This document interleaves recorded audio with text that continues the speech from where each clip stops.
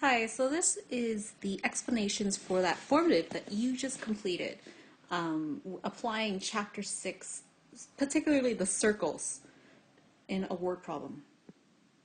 So the first one that you received was that you had this dog that was tied to a wooden stake in the backyard. His leash is 3 meters long and he runs around in circles, pulling the leash as far as it can go. So if you think back to a previous chapter, this is basically describing the loci. It's describing his path that he's running around the stake. What is the distance of the loci of his path if he runs around only once? So the hint here is when it's talking about the distance of the loci, if you visualize it, here you have the stake and here you have the cute little dog. And it's running around in a circle perfectly around the stake. Because if you think about it, this leash right here is the radius, right? And is indicated is 3 meters long. So this type of problem, when it's asking you about the distance around the stake and is keeping it as far away as possible, is asking about its travel on the outside. And if you think about it, circumference is basically the perimeter of a circle. And area is the amount of grass that the dog can run around in. So basically in this problem, it's asking us specifically to find the circumference, and only once, so something particular, it's just the circumference. So our formula for the circumference is equal to pi times diameter. In this case, we only know the radius. So we actually can use pi, circumference is equal to 2 times pi times r, because if you remember that your diameter is the same as saying 2 times the radius. Okay? So if I apply this formula to this situation, I would write out that the circumference is equal to 2 times 3.14 times 3 meters. So when you work that out, you should end up with 18.84 meters as your answer. And because it's about perimeter or circumference, that's why it's meters and not meters squared. Now in the second problem, we're talking about an asteroid that's come down and hit the Earth and created a huge round crater. So if you think about it, I'm visualizing this crater. Scientists measured the distance around the crater, so the distance around the crater, so it's giving you information, as 157 kilometers. So this red part is 157 kilometers. So it's hinting to you, well, it's the perimeter of the circle, so therefore the circumference is already 157 kilometers.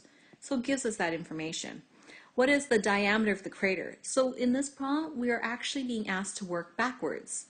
So we know that the circumference, the formula of the circumference is pi times diameter, or pi times 2r.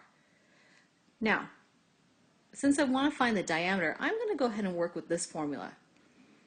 So if I notice this, if I substitute this value in for c, 157 is equal to pi times diameter, I can actually use this to find my value for d. So it's basically saying 157 is equal to 3.14 times what number? And so to find that answer, we actually have to work backwards and divide 157 by 3.14. So if we do that, you'll end up with 50. So the diameter, d, is equal to 50, and it's talking about kilometers, right? Kilometers. And it's kilometers because it's asking about the diameter, which is the distance from one end of the circle through the center to the other. And you'll probably ask me, wait, how did I get that? It's because I took 157 and divided by 3.14 to get my diameter. In this problem, a spinner has 6 sectors, so I'm going to go ahead and draw my spinner with 6 sectors, ideally evenly distributed, half of which are red and half of which are black. Okay, if the radius of the spinner is 3 centimeters, how much space on the board is red? So think for a moment what it's asking here. It's asking how much space on the board is red. So it's asking for this chunk right here. So that already implies that it's not asking for circumference, because if it's asking for circumference, it will talk about the edge of the circle. But rather, it's asking for the amount of space on the board, which is colored in red. Therefore, that is a hint to us that this is a problem about area. So the formula of the area of a circle is pi radius squared, or pi times r times r. So all we have to do is just substitute 3.14 times 3 times 3 to end up with 28.26 centimeters squared, because it's area. But hold on, we are not done yet. This represents the area of the whole circle. We actually want to know the area of the red segment, which, if you notice, only takes up half of the circle. So our final step here is to basically take 28.26 centimeters squared and divide it in half, which will give you an area of 14.13 centimeters squared, and that's your final answer. In this question, we have, in a test, Ross and Katie recorded that the wheel diameter was 1.125 centimeters. So we have a wheel which has a diameter of 1.125 centimeters. Okay. And that the robot was programmed to move 2 wheel revolutions. So if you think about how a wheel moves, it circulates like this, like a spiral, right? How far did the robot move in centimeters?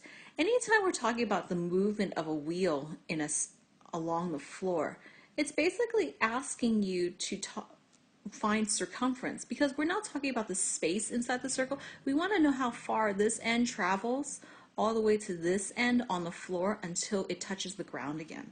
So this type of problem, when we're talking about revolutions, is usually a hint that we're probably working with circumference. So it wants to know 2 wheel revolutions, and so what we have to do is we have to find a basic circumference. So here we know the diameter, so we're going to go ahead and do 3.14 times 1.125, and that should give us 3.5325 centimeters.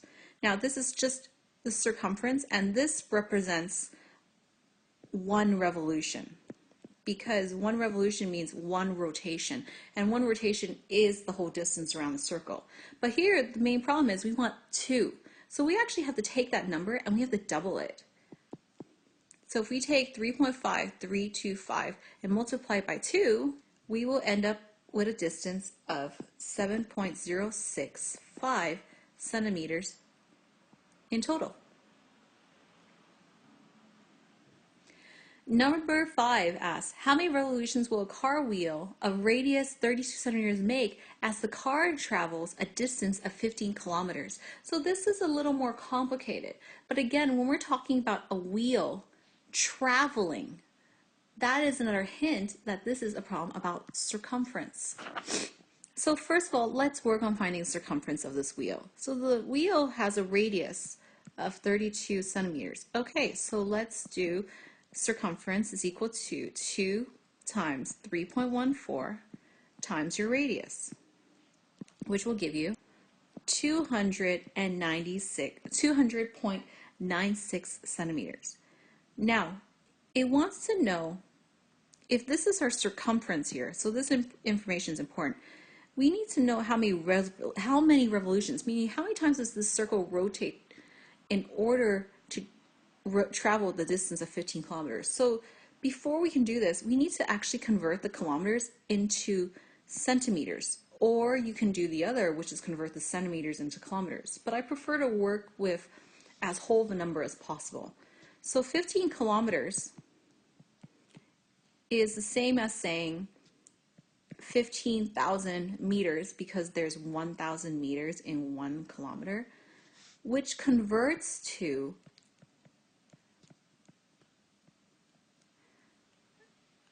1,500,000 centimeters. Okay, good. So now we have 2 key pieces of information.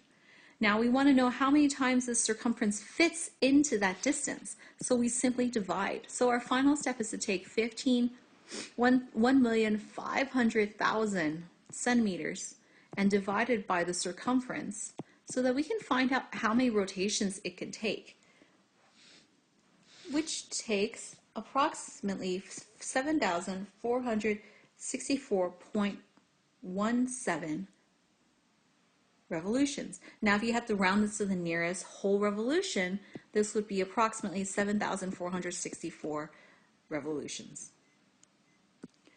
Now, in this next problem, Adam and his friends ordered an extra large margarita pizza from Domino's. The diameter of the pizza is 85 centimeters wide. Okay, so we know it's 85 centimeters wide. Adam ate 7/8 of the pizza and left the remaining part for his 5 friends. What area of the pizza did he eat? Round your answer to the nearest whole number. So first of all, when we're talking about eating a pizza and the amount that he's eating, well, the final question gives you a major hint. What area of the pizza did he eat? So first of all, let's find area of this pizza. So we know area is pi r squared, right? So first of all, we need to take this diameter and divide it by 2 to get the radius. In this case, the radius will be equal to 42.5 centimeters. So we're going to go ahead and insert this now. 3.14 times 42.5 times 42.5, which equals 5,671.625 centimeters squared.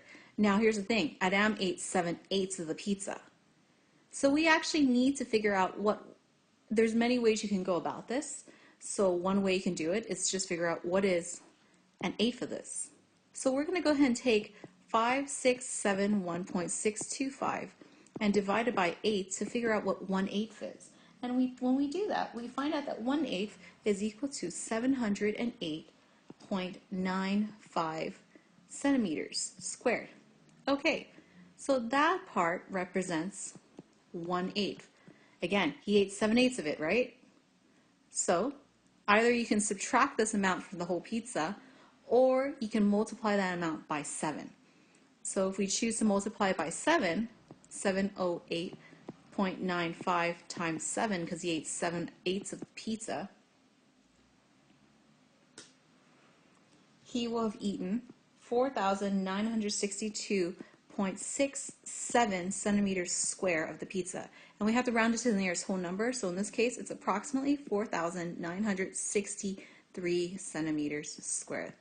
That's a lot of pizza. Now, in this problem, if each of Adam's friends shared the remaining area equally, how much did each person eat? Round your answer to the nearest whole number. So if we look at the previous slide, 1/8 was what was remaining, and so therefore 708.75 is what's left. So let's work with that. 708 point, what was it again? 95 is what was left over. He has 5 friends, remember, if you think about it from the previous problem. So you have to divide this by 5. So when you take 708.95 divided by 5, you'll end up with 141.79 centimeters squared. And rounding your answer to the nearest whole number, which means they approximately each ate 142 centimeters square of pizza. Compared to how much Adam ate, that's not very much. And well, that is the end. So I hope that you found that helpful.